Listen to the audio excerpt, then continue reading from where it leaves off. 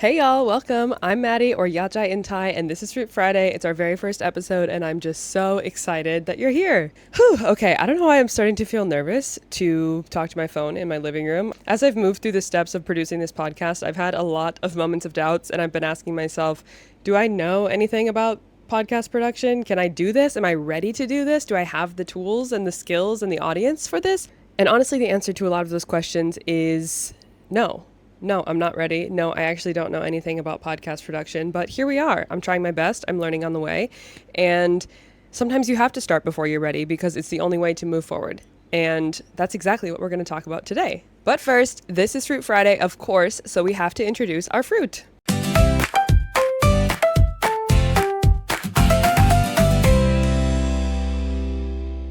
So today we have mango, which arguably is the best fruit in the entire world. I will open that up for discussion in the comment section, but I just think it's the best. Now, I had no idea how many different varieties of mango existed until I moved to Thailand because I grew up in Midwest America and we only have one type of mango there, and that is frozen mango, which is delicious. No hate on frozen mango. I still enjoy it to this day. Kind of just tastes like eating bites of mango ice cream, and it's so good in smoothies.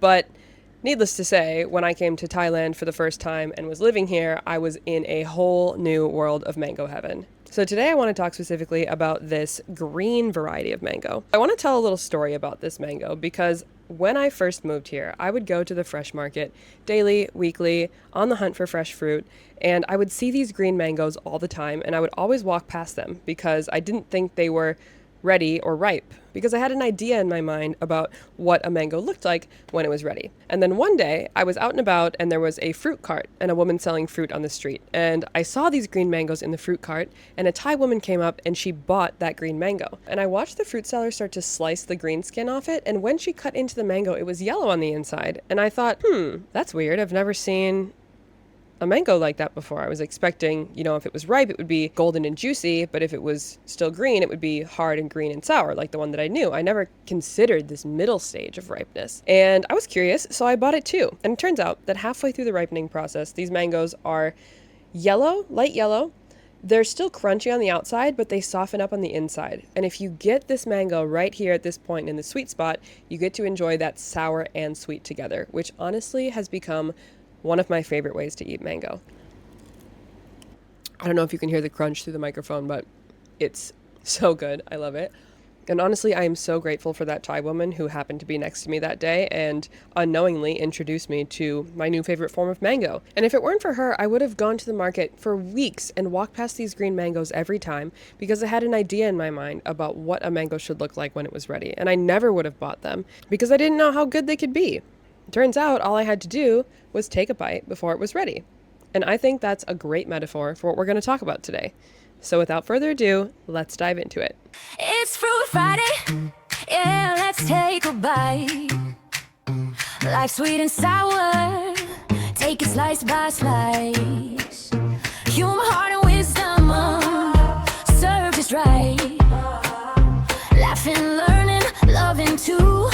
Fruit Friday's here with the juice for you.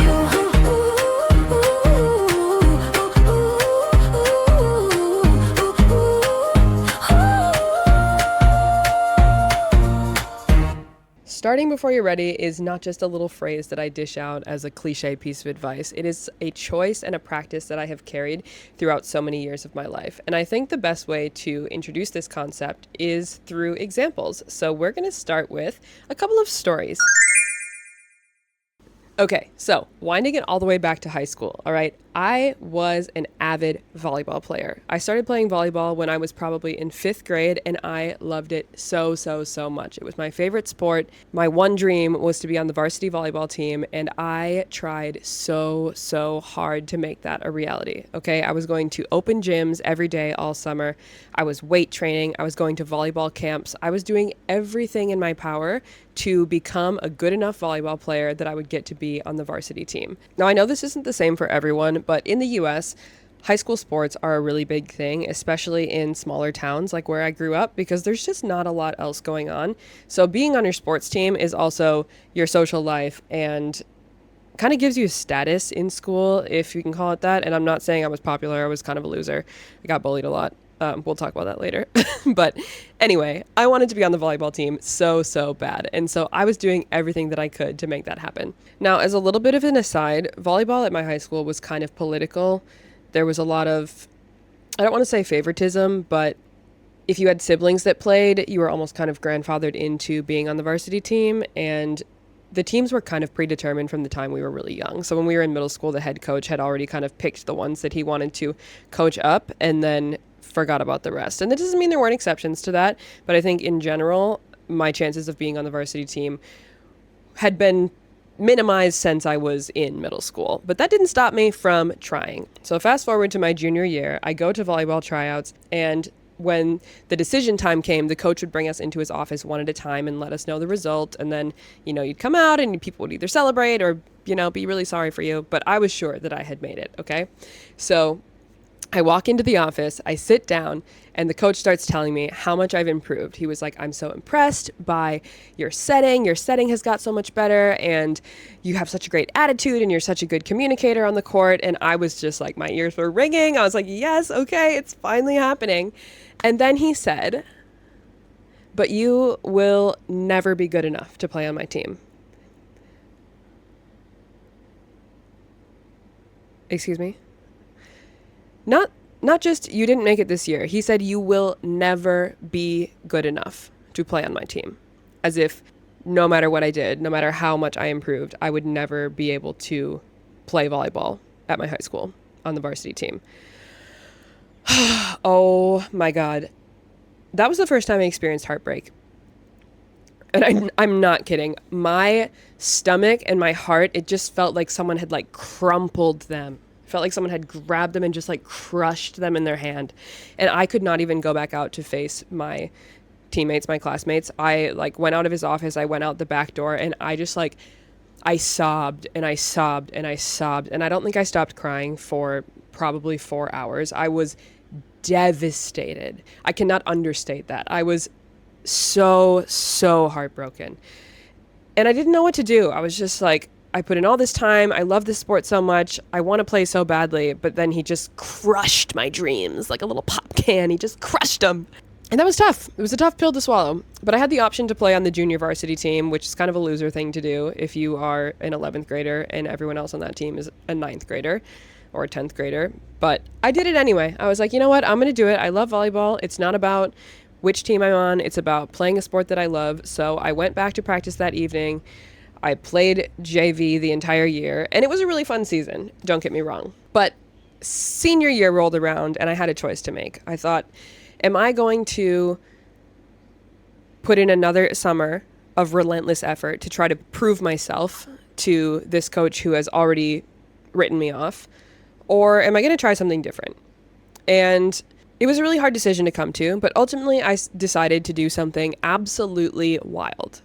Absolutely wild. You're not going to believe this. I thought, you know what? I'm not going to try to play volleyball. I know that no matter what I do, I'm never going to be good enough. And it's not that my skills aren't good enough. It's that he's already made this decision and I don't need to go through that heartbreak again. So instead, I'm going to play football. And when I say football, I mean American football. I mean shoulder pads, helmets, boys, touchdown, that kind of football, which was a wild thing to decide because no girl had ever been on my high school football team. I didn't know anything about football. I couldn't have even really told you the rules. I know that you're supposed to get a touchdown and you've got 4 downs, but I didn't really know anything beyond that. But I made this crazy decision that I was going to play football instead because I wanted to play 3 sports. And honestly, I wanted to spite my volleyball coach a little bit. Not going to lie, that was a big motivator. So I decided that I was going to make it happen against all odds. And for the summer, I was teaching myself how to kick a football. Okay, I wanted to be a kicker. And I was going to the football field by myself every day. I was practicing kicking PATs. And I had built it all up in my head. Okay, I can do this. It's going to be fun. It's going to be exciting. I'm going to show everyone. I'm going to prove them wrong. But then came the moment where I actually had to take the real first step, which was going to football signups, which was one of the scariest moments, I think, in my life up until that point.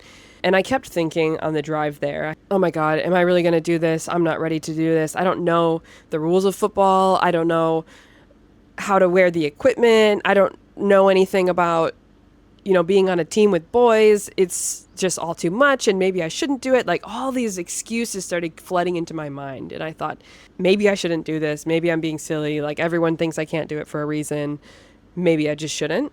Honestly, I had so many reasons not to go because I wasn't ready at all. I don't know how you can get ready for something like that. But I started anyway. And I was terrified. Okay. I was so scared. And that was the scariest first step because I was walking into an auditorium full of all the boys in my class, basically, and their parents and the coaches by myself as the only girl. I don't even think my parents didn't come with me. I drove myself there because I had my driver's license. And I was so scared. My heart was beating out of my chest. It was the freakiest moment, okay? And I walk in the door and everyone, it was like a movie scene. Everyone turns around and looks at me and they were like, silence. It's crickets in this auditorium. And I walk down the stairs and the coaches are all staring at me and the guys are all staring at me and they're like whispering like, oh my God, is she actually going to do this? What is she doing here? Does she really think she's going to sign up? Blah, blah, blah, blah, blah. And I was just like, okay. I confidently walked up. I paid my money, handed in my form, and followed the coach to the equipment room. And he gave me helmets and shoulder pads and a practice jersey. And that was that. That was step one done. And I remember going home to my parents and they were just like, what the hell? Like, you're not actually going to do this, are you? But I told them, yeah, I am. I am going to do it. And I think the fact that there was so many people doubting me gave me that extra motivation to succeed because not only did I need to prove to myself that I could do it, I needed to prove to everyone else. And I'm not saying that you have to prove yourself to anyone, but it definitely is like a little extra motivation, especially as a 17-year-old. So as I said, that first step of going to the signups was definitely the hardest part. And there were still a lot of challenges that came after that. I think when you're the first girl on a sports team, there's just a lot of uncharted territory that you have to walk through. But as time went on, as I attended more practices and more games, I started to gain a little bit more confidence in the process. And people started to gain more confidence in me because they were taking me a little more seriously. They were like, okay, she's actually here. She's actually going to do this. And honestly, looking back, that is one of my favorite memories. Definitely of high school, maybe of my whole life. That was such a fun year. And we ended up going to the state tournament and it was just incredible. I scored 2 PATs, which isn't really that exciting for anyone else. And it looks like next to nothing in a stat book. But for me, it meant a lot. And regardless of how small the accomplishment was on the grand scheme of things, I'm still really proud of it. So was I good? No. Did I have one of the most fun years of my entire life? Yes. And was that all thanks to me being brave enough to take the first step? Yes. Now, like I said, starting before I'm ready is something that I practice all the time in my life, and that's not the only example. So I want to share one more story. This one is a little bit more recent and something that I think a lot of you have witnessed, which is my journey with content creation.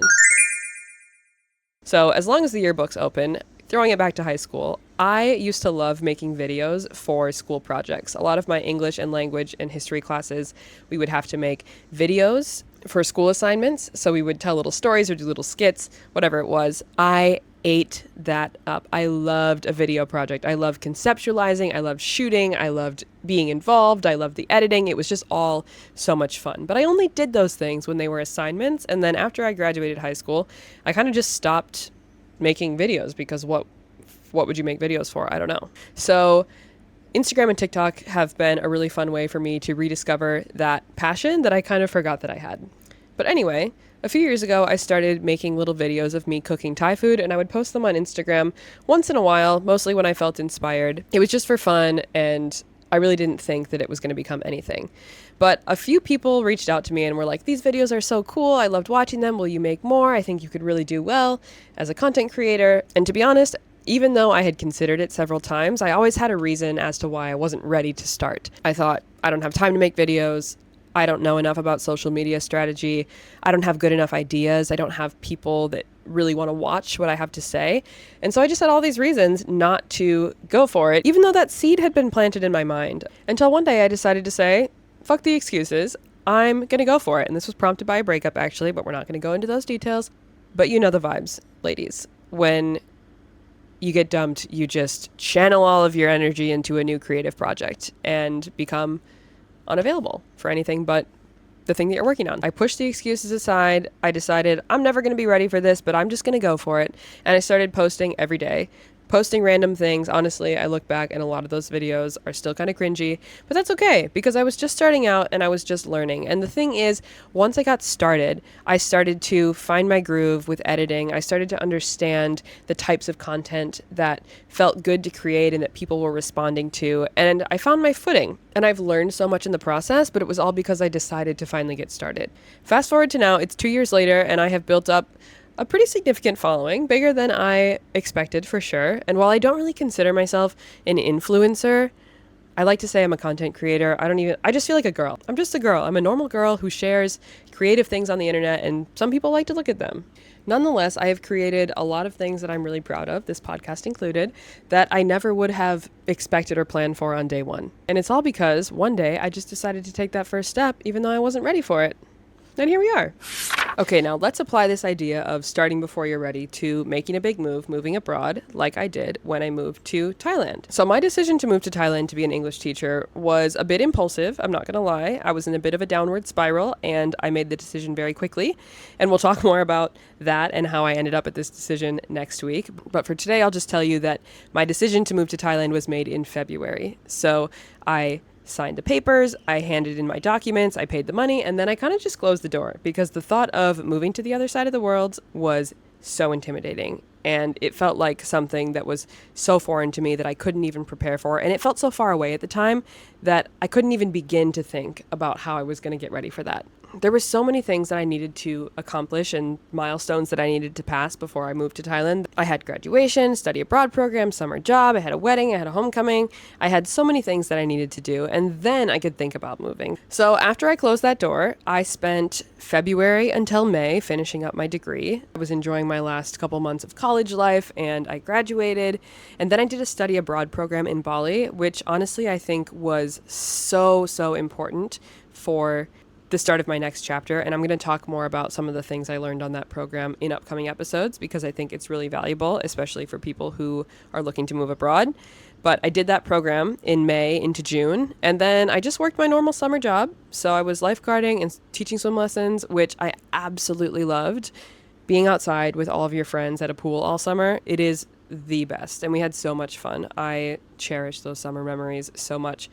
And then I moved back into my parents' house for the interim. I had gotten a job as a paraprofessional or a classroom aide, and that's when things started to feel real for the first time because I was in a school and I was working with students that were primary school age, which is the age I was hoping to teach when I moved to Thailand.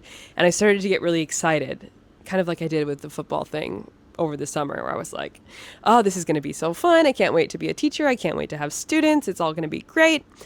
But then it started to feel really real, like too real, okay? Because all of those next thing boxes were getting checked. And so the list of things I had to do before I moved was really winding down. And that started to make things feel a lot more real and a lot more intimidating. I was in a wedding for a family friend. And once that was over, I was like, okay, that's done. That was a big to do before I go. And then the next was my university's homecoming.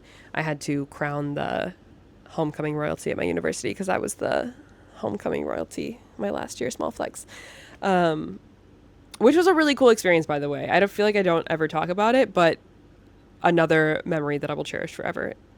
We don't really have to talk about the details of that. Such a good time. Anyway, I did the homecoming coronation. I crowned the next royals. And then the only thing that was really left for me to do was to pack up my bags and move across the world. And in those last couple of weeks, I started having all of my lasts, the lasts that you have whenever you're starting a new chapter, right? So I had my last day of work. I had my last night out with friends. I had my last family dinner. And it was really weird to go to these things and be saying goodbye to people, especially people that I had seen daily, weekly for the last 4 years while I was in university. It was just really strange to be saying goodbye to them because I knew that I was leaving for a really long time and I didn't really know what I would do when I came back. So it just felt like, yeah, big mystery. I was standing at the edge of possibility and I had no idea what was on the other side. And one thing that people kept asking me on all of these last days was, are you ready? Are you ready? Oh my God, are you ready to move to Thailand? Are you ready? Are you excited? Are you ready? And I was like, I'm not ready. I'm not ready. I didn't say that. I'm pretty sure I told them I was ready because I didn't want to freak them out. And also I had already confidently told them I'm moving to Thailand. I didn't want to wind it back and be like, I'm scared. I can't do it. But on the inside, I was terrified. Because honestly, tell me tell me how you can be ready. Who is ready to move to the opposite side of the world? Literal opposite. I'm 12 hours ahead of my family in Minnesota. So I'm on the opposite side of the world by myself. Okay, I wasn't going with anyone. I was alone. To a country I'd never been to before, where I know no one and I don't speak the language. Tell me, how can you be ready for that? Who is ready? Who on this earth is ready to do something like that? And how would you even become ready? Honestly, you don't. You never become ready. And that's okay, but you have to start before you're ready, because if you don't, you're never going to get anywhere. And I remember getting on the plane and being in shock for a moment. You know, you get on the plane, you're completely alone, and then you're just like, am I actually doing this? Am I really going to do this? But once you're there, what are you going to do? I'm heading on a straight shot to Bangkok at whatever speed planes go, and I have to figure it out when I get there. Once I get there, then I have to choose to take step 2, because I'm not going to get on the next plane and turn around and come home. No, I'm going to figure it out.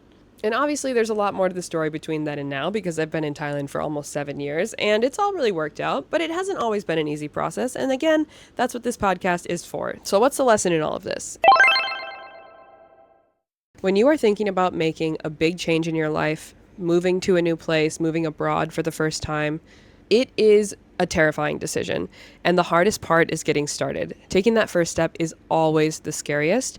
And I think one of the reasons that we hold ourselves back from taking this first step is that we don't know what steps 2, 3, 4, and 5 look like. And we keep telling ourselves that we're not ready because we don't have it all planned out. And we think, once I have it all planned out, once I have a map to follow, then I can start. Once I can clearly see every step along the way and how I'm going to get to my goal. But the truth is, we almost never know exactly how that map is going to look, especially when we're entering uncharted territory. I didn't have an example to follow when I was the first girl on a football team. No one had done it before me. I didn't have anyone to ask or to help prepare me for what I was going to experience. And I didn't know anyone who had built a platform from nothing when I started creating content. I didn't have anyone to ask or to guide me towards building an Instagram following. But I figured it out because I took the first step and I learned as I went. And the same thing happens when you move abroad. You don't know how your life is going to evolve. You don't know all of the hurdles that you're going to have to overcome, and you can't prepare for them. But you can take one step at a time and then deal with each one as they come, rather than trying to plan for everything in the beginning, because it's just not realistic. And if you wait for the plan to be solid, you're going to be waiting forever. Because the thing is, sometimes the next steps don't become clear until you're closer to them.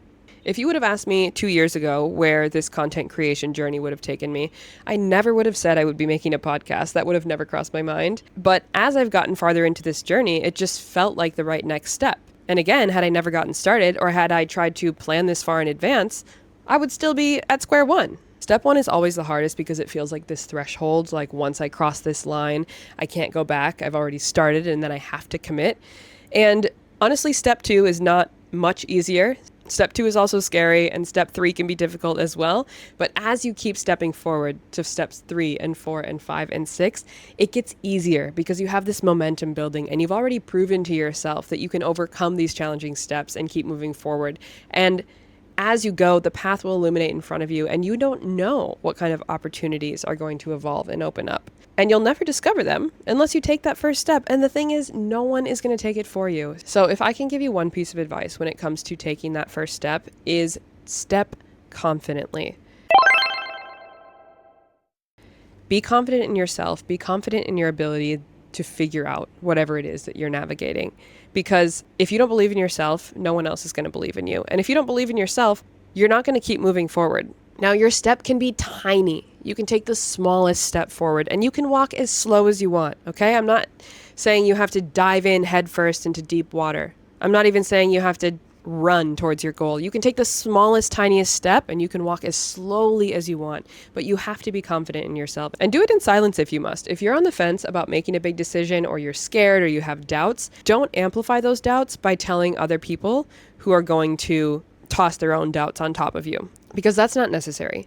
For every person that you have supporting you, there's going to be 5 people who don't believe that you can do it. When you tell people about these big decisions or big changes you want to make, there's always going to be someone that comes back with, but what if, but what about, have you thought about this? It's just something you can't avoid. Okay, jumping back to the stories from today, when I said I was going to sign up for football, so many people were like, no, you're not going to do that, including my dad. My dad thought, no way you're going to do that. The guy I was dating at the time threatened to break up with me if I did it. Like, there was a lot less support than there was encouragement. Okay, let's just put it that way. Same thing when I started creating content. You know, I got a lot of support from my friends, but there was also pushback. I'd be filming a video and my sister would say something like, okay, wannabe influencer. And even with this podcast, I was talking to my mom yesterday and she told me that my podcast is weird. She was like, it's weird to have a podcast. Or like, I watched your teaser video and it's weird.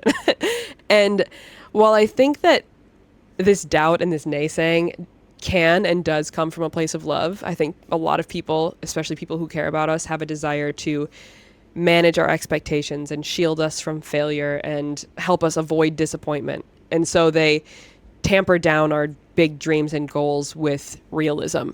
But more than that, I think these types of discouraging comments or comments that are fueled by doubt are less of a reflection of how they feel about you and your abilities, and more a reflection of how they view their own abilities and what they think that they're capable of accomplishing. I think when someone tells you you can't do something, it's because they don't believe that they could do it. And when someone mocks a choice that you make or tries to belittle it, making it seem like it's the wrong thing to do, it's because they could never imagine themselves doing it. And that's okay. Not everyone has to make every choice that you would make. Not everyone has to chase every dream that you dream. But it's important that if you want it and if you chase it, you have to do so confidently and you have to believe in yourself, because like I said, when you are going into uncharted territory, when you are doing something different than what most people want to do, it takes courage. It takes courage, it takes commitment, and it takes confidence. Because it's not easy. So again, my advice for you is if you're ready for this big change, if you want to move abroad, you have to take your first steps with confidence. And even though they're scary, and even though they can be intimidating, and even though you might doubt yourself, you have to believe that you're going to work it out, because you will. But it all starts with taking that first step. Thank you so much for tuning in. I wish that we could talk more, but we are out of time for today. So I want to leave you with a little fruit for thought.